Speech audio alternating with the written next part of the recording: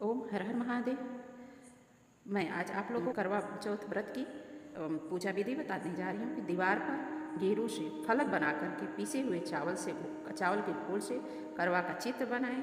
इससे कहते हैं चित्रित करने की कला को करवा धरना कहा जाता है। 8 पूरियों की अठवारी बनाएं, हलवा बनाएं, पक्के पकवान बनाएं, पीली मिट्टी से गौरा बनाएं और उनकी गोद में गणेश जी बनाएं। गौरी को लकड़ी के आसन पर बैठाएं और चौक बनाकर आसन के ऊपर रखें।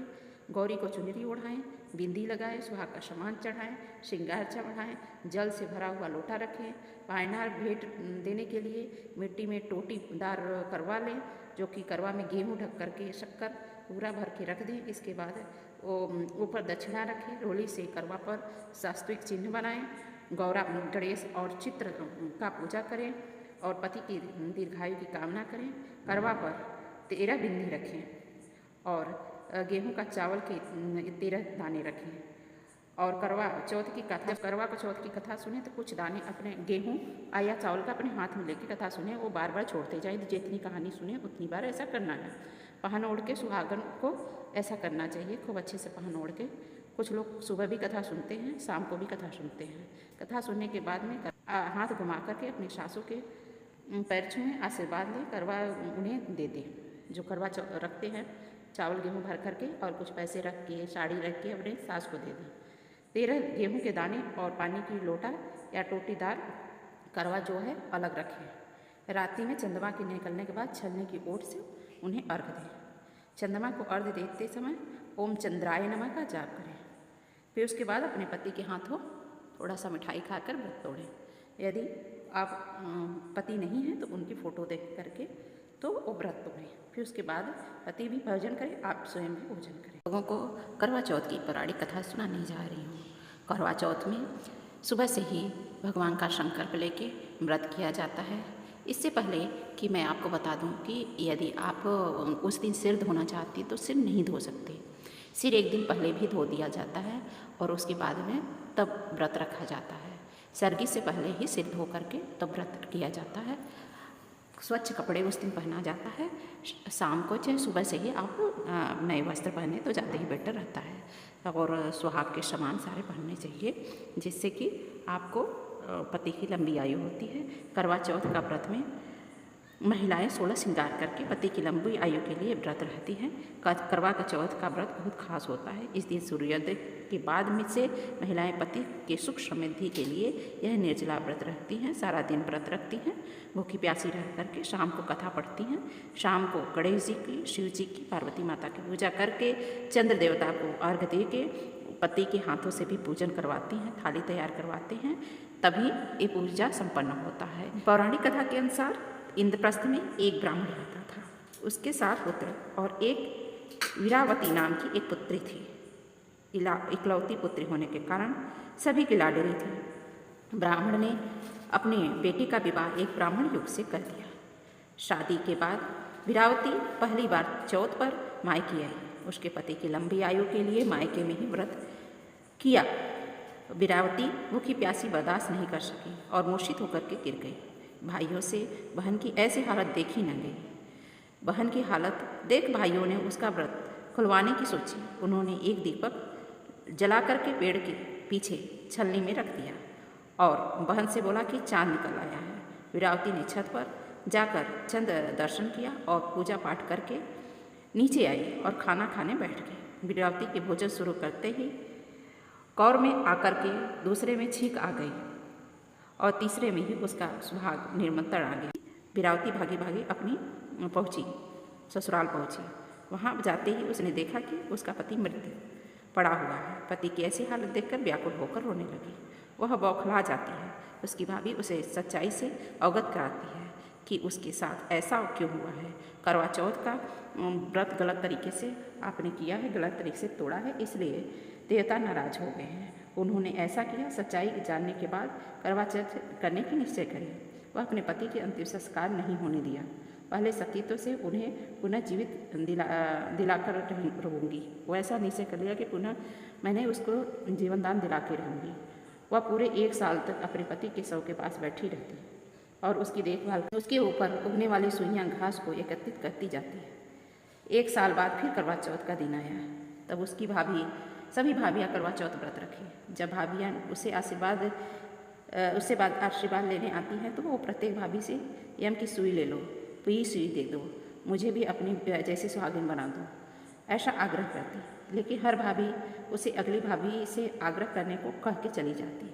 इस प्रकार छठे नंबर की भाभी आती है तो करवा उससे भी कहती है, दोहराती है। यह भाभी उसे बताती है कि चूँकि सबसे छोटी भाई की बहन से उसका व्रत टूटा था, अतः उसकी पत्नी में भी इतनी शक्ति है कि वह तुम्हारे पति को दोबारा से जीवित कर सकती है।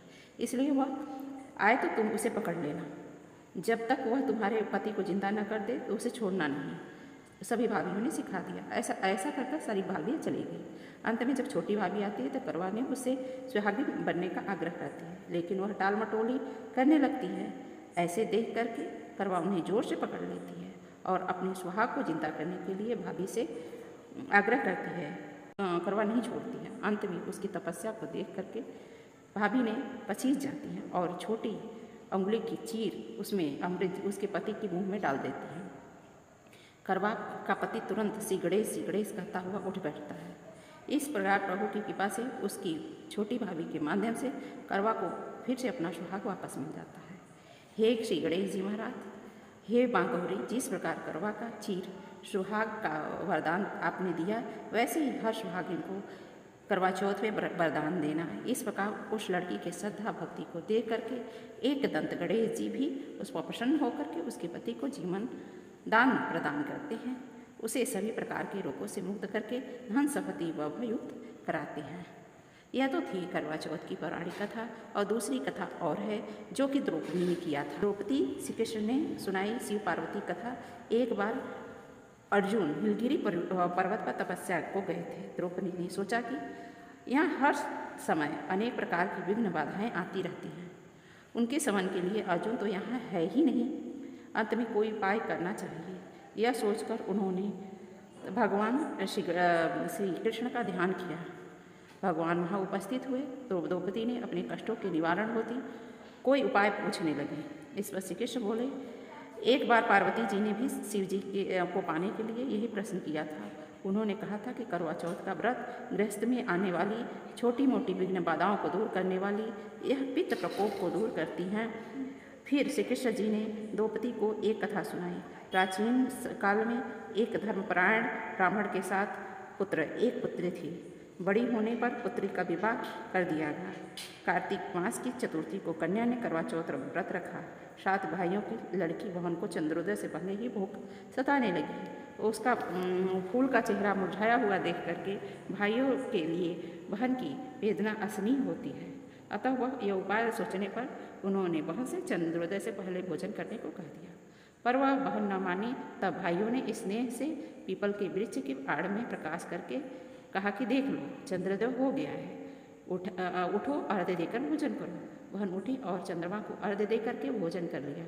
भोजन करते ही उसका पति मर गया। वह रोने लगी, चिल्लाने लगी। देव से इंद्राणी देवदासियों के साथ वहाँ जा पहुँच गई। रोने की आवाज़ सुन करके वहाँ गई और उनसे रोने का कारण पूछा। ब्राह्मण कन्या ने सब हाल का सुनाया। तब इंद्राणी ने कहा, तूने करवा चौथ के व्रत को चंद्रोदय से पूर्व ही अन्न जल ग्रहण कर लिया है, इसी से तुम्हारे पति की मृत्यु हुई है। अब यदि तुम मृत पति की सेवा करती हुई 12 महीनों तक प्रत्येक चौथ का यथाविधि पूर्वक व्रत करो, करवा चौथ विधि करो, तो श्री गणेश जी, कार्तिकेय जी सहित चंद्रमा का पूजन करो, तो चंद्रोदय के बाद अर्घ दे करके अन्न जल ग्रहण कर, तो उसके पति की लंबी आयु हो सकती है, वे जीवित हो सकते हैं। ब्राह्मण कन्या ने अगले वर्ष 12 वर्ष तक करवा की चौथ का इंतजार किया। उसके बाद में व्रत किया। व्रत के प्रभाव से उसका मृत पति जीवित हो गया। इस प्रकार यह कथा कहकर श्री कृष्ण जी द्रौपदी से बोले, यदि तुम भी सदापूर्वक विधि पूर्वक इस व्रत को करो तो तुम्हारे पति के दुख दूर हो जाएंगे और तुम सौभाग्यशाली हो जाओगी, धन में भी वृद्धि होगी। फिर द्रौपदी ने श्री कृष्ण की कथा अनुसार करवा चौथ व्रत किया। उस व्रत के प्रभाव से महाभारत युद्ध में कौरवों की हार तथा पांडवों की जीत हुई। पतिव्रता करवा धोबिन की कथा में सुनाने जा रही हैं, जो कि पतिव्रता धोबिन ने किया था। ये तीसरी कथा है। पुराणों के अनुसार करवा नाम की एक पतिव्रता धोबिन अपने पति के साथ तुंगभद्रा नदी के किनारे स्थित गांव में रहती थी। उसका पति बूढ़ा और निर्बल था। एक दिन जब वह नदी के किनारे कपड़े धो रहा था, तभी उसकी अचानक एक मगरमच्छ आ गया और धोबी के पैर अपने दांतों से दबा करके यमलोक को ले जाने लगा। वृद्ध पति यह देख करके घबराया। जब उसने कुछ कहते हुए नहीं बना तो वह करवा करवा कह करके अपने पति को पुकारने लगा, अपने पत्नी को पुकारने लगा। पति की पुकार सुन करके धोबिन करवा वहाँ पहुँची तो यमलोक पहुँचने ही वाला था। तब करवा ने मगरमच्छ के कच्चे धागे से बांध दिया और मगरमच्छ को लेकर यमराज के द्वार पर पहुँची। उनसे यमराज ने पूछा कि पति की रक्षा करने की गुहार लगाई और बोली, हे भगवान, मगरमच्छ ने मेरे पति के पैर पकड़ लिए हैं। आप मगरमच्छ को इस अपराध के दंड स्वरूप नरक भेज दो। करवा की पुकार सुनकर के यमराज ने कहा, अभी मगरमच्छ की आयु शेष है, मैं इसे अभी यमलोक नहीं भेज सकता। ईश्वर करवा ने कहा, अगर आपने मेरे पति को बचाने में मेरी सहायता नहीं की तो मैं तुम्हें श्राप दे दूंगी और तुम अभी नष्ट हो जाओगे। करवा का साहस देख करके यमराज भी डर गए और मगर यमपुरी भेज दिया। साथ ही करवा के पति दीर्घायु हो गए और वरदान दे दिया। तब से कार्तिक कृष्ण पक्ष की चतुर्थी के दिन करवा चौथ व्रत का प्रचलन आता है। आधुनिक परंपराएं हैं जो कुछ सारी महिलाएं करती हैं। ये सारी कथाएं आपको सुन के कैसी लगी, या यदि आपको कथाएं अच्छी लगी हों तो कृपया करके अधिक से अधिक लोग को शेयर करिए। और कथा सुनने के लिए बहुत बहुत धन्यवाद।